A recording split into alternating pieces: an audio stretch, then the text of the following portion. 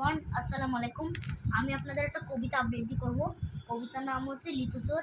লিখেছেন কাজী নজরুল ইসলাম।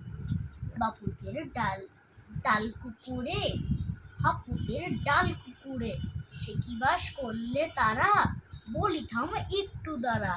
পুকুরের ওই গাছে না লিচুর গাছ আছে না, পোকা না আসতে গিয়ে ইয়া বড় কাস্তে নিয়ে গাছে গিয়ে যেই চড়েছি, ছোট একটা ডাল ধরেছি। ও বাবা মোরাত করে পড়েছি সরাত জোরে। পূর্বী পর মালির ঘাড়ে সে ছিল গাছের আরে, বেটা ভাই বড় মচ্ছার, ওটা দুই দিল দু চার, দিলে কিলো ঘুষে একদম জোরসে ঠুসি। আমিও বাগিয়ে কাপড় দে হাওয়ার জাগিয়ে কাপড়, লাফিয়ে টুকরো দেয়া দেখি এক বিট্টে শিয়াল।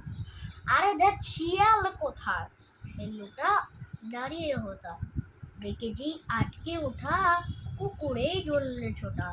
আমি কই করবে আমার, কুকুরেই করবে সাবার। বাবা গো মা গো বলে পাঁচিলের পুকুর ঘুরে লুকি খেয়ে পুষতের ঘর, যেন প্রাণ আসলে ধরে।